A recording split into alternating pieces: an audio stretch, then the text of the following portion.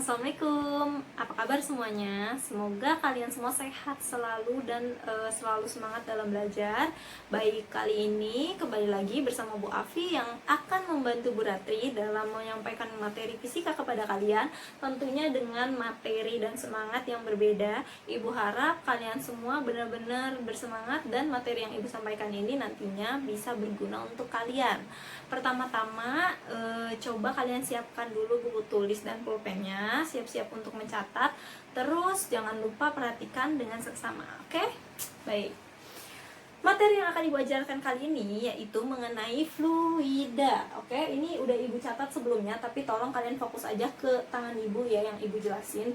Terus fluida ini masuk ke bab baru ya. Nah, fluida ini apa sih? Fluida itu merupakan zat-zat yang dapat mengalir. Nah, seperti yang kita tahu, zat itu kan ada 3. Apa aja? Padat, cair, dan gas. Itu zat ya. Nah, sekarang yang dapat mengalir itu kan yang bisa kita bayangkan sendiri, itu adalah zat cair dan zat gas, ya kan? Padat itu tidak mengalir, dia bisa bergerak tapi bukan mengalir, oke? Nah, zat cair dan zat gas itu termasuk dalam fluida. Nah, fluida ini sendiri terbagi menjadi 2. Ada fluida statis dan fluida dinamis. Statis itu diam, berarti fluidanya diam, Bu. Loh, padahal kan fluida itu kan zat yang dapat mengalir, dan dia pasti kan kalau zat cair sama gas itu kan pasti nggak bisa diam ya. Nah, maksudnya diam di sini itu biasanya di kasusnya itu si fluidanya ini mendiami suatu wadah atau tempat. Contoh, fluida statis misalnya zat cair atau air yang berada di dalam sebuah bak. Nah, itu kan dia diem aja tuh, dia gerak cuma ke situ-situ aja. Nah, itu termasuk ke fluida statis. Kalau dinamis itu kebalikannya statis. Kalau yang statis diam berarti dinamis bergerak. Nah, kalau bergerak itu gimana, Bu? Contoh tadi kan airnya diem nih di wadah. Kalau yang dinamis, airnya itu dia mengalir sampai jauh. Nah, itu dinamakan fluida dinamis ya. Oke, kali ini Ibu akan menjelaskan mengenai fluida statis. Di sini ada 4. Ada tekanan hidrostatik, hukum Pascal, Archimedes, dan viskositas. Tapi kali ini Ibu hanya menjelaskan 2 submateri aja, yaitu tekanan hidrostatik dan hukum Pascal. Tetapi sebelum kita masuk ke 2 materi ini, alangkah lebih baik kalian paham dulu mengenai apa itu tekanan dan massa jenis ya. Baik, pertama tekanan. Tekan itu kan kata-kata yang udah wajar banget yang sering kita dengar ya. Tekan remote, tekan apapun, tertekan ya kan. Nah, yang dimaksud dengan tekanan itu apa sih?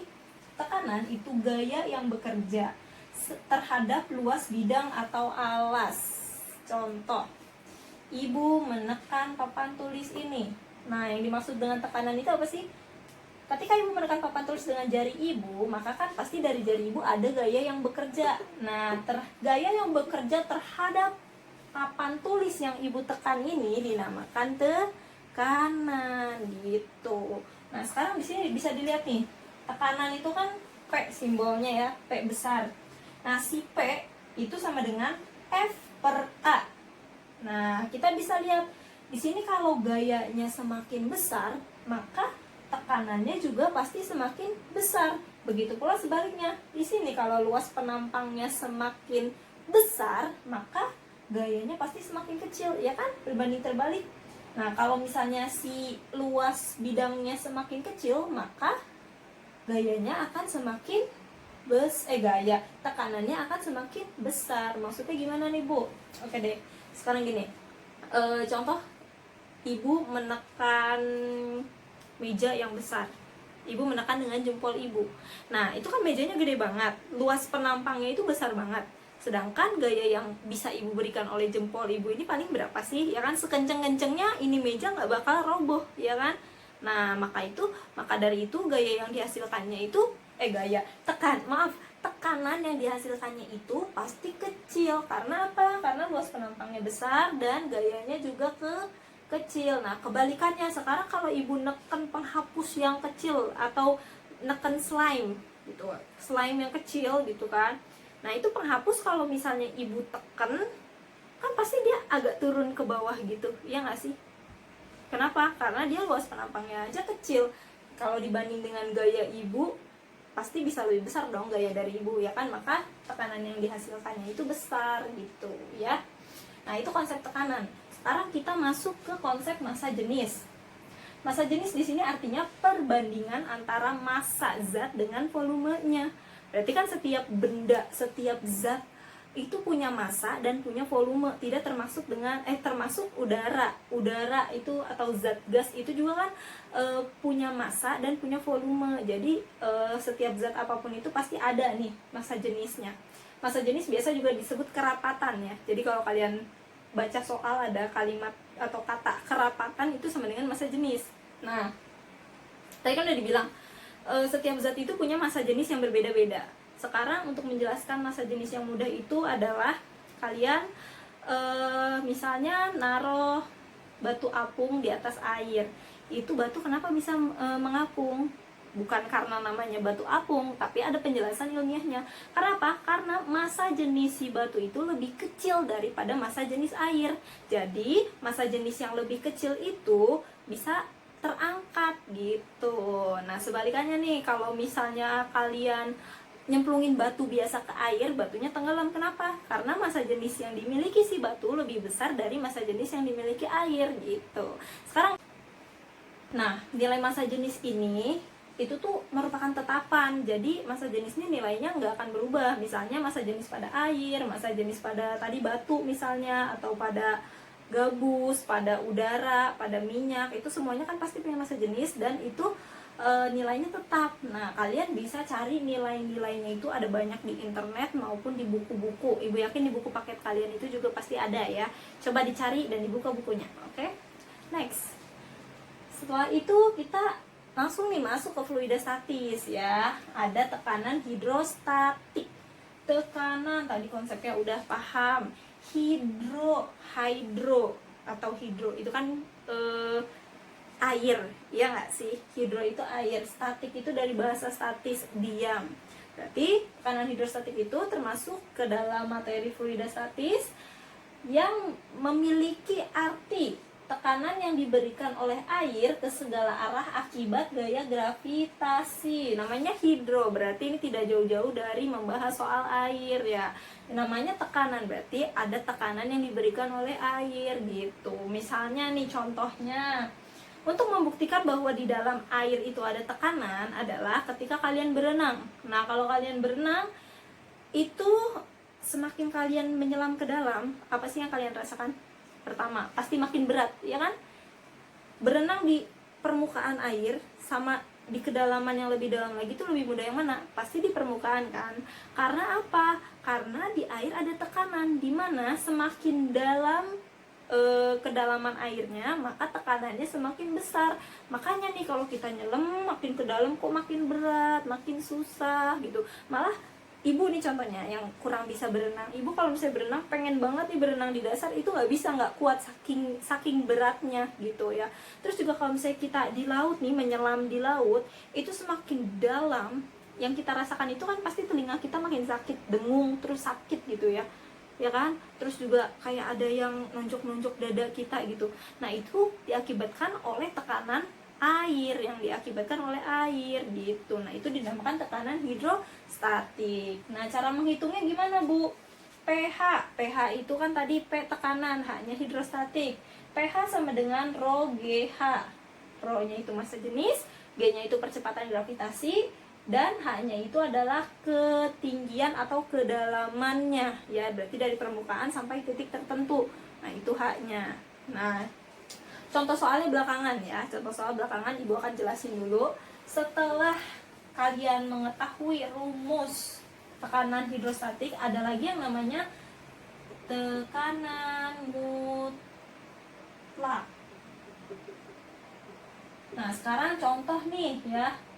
Anggap ini air di kolam renang misalnya ya tadi itu ya. Nah, misalnya kamu berenang di sini nih berenang. Dengan ceritanya nih, ini kamu lagi berenang di sini. Ini kan berarti kamu merasakan yang namanya tekanan hidrostatik, ya kan? Nah, kalau tekanan mutlak itu tekanan total dari tekanan udara ditambah tekanan hidrostatik. Berarti rumusnya gimana, Bu? Tekanan mutlak itu bisa kita sebut P total. Berarti P total sama dengan P0 plus pH. Dimana pH-nya itu tadi adalah rho GH, ya kan? Berarti P0 ditambah rho GH. Nah, P0 ini adalah tekanan luar atau udara, ya. Nah, ini dinamakan tekanan mutlak. Nah, terus tadi H ini kan kedalaman atau ketinggian. Berarti H itu dari mana ke mana? Dari sini ke sini nih, kedalaman kalian. Ini disebut dengan H, gitu ya. Oke, sampai sini paham? Nah, terus selanjutnya, Bu, ini kan tadi tekanan mutlak, ini A. Sekarang B. Masuk ke B. Oke, tadi udah tekanan mutlak. Sekarang setelah Ibu mencatat nih, kita masuk ke hukum tekanan hidrostatik. Ingat, ini hukumnya ya. Jadi hukum tekanan hidrostatik, jika suatu zat cair itu dimasukkan ke dalam bejana, atau misalnya pipa U atau bejana berhubungan, kalian bisa lihat nih, pipa U itu seperti ini nih, pipa atau kayak tabung kaca atau apapun itu yang memiliki lubang lebih dari satu, tapi bentuknya U gini. Nah, ini kalau misalnya kita masukin air, kan kalian bisa bayangin ya, misalnya di sisi kirinya dan sisi kanannya itu kan pasti sama, ya kan? Nah, ini membuktikan bahwa di sisi kiri maupun sisi kanan, kita anggap ini sisi 1 dan ini sisi 2, itu memiliki tekanan hidrostatik yang sama. Berarti kan bisa kita tulis pH 1 sama dengan pH 2, ya kan? Nah, ini bisa kita gunakan untuk menghitung massa jenis zat cair yang lainnya. Contohnya, ini kan Ibu contohnya tadi cuma air. Sekarang coba kita masukin ke sisi 1, itu minyak. Kan tadi ada massa jenis air dan minyak itu kan berbeda, ya kan? Kalau misalnya minyak, itu kita masukin, kan ini tadi air, kita masukin minyak kan gak mungkin jadinya begini, ya kan? Pasti jadinya seperti ini. Segini dan segini, gitu, ya kan? Pasti dia seperti sama. Nah, ini minyak nih. Nah, ini kan tingginya itu pasti hampir sama, ya kan? Nah, sekarang gini, kita gimana, Bu, cara ngitung tekanannya? Ini air, yang diarsir adalah minyak. Ibu tulis deh, minyak, air. Nah, sekarang tinggal kita turunkan saja deh.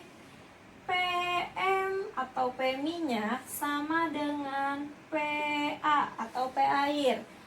Tekanan minyak sama dengan tekanan air, ya kan?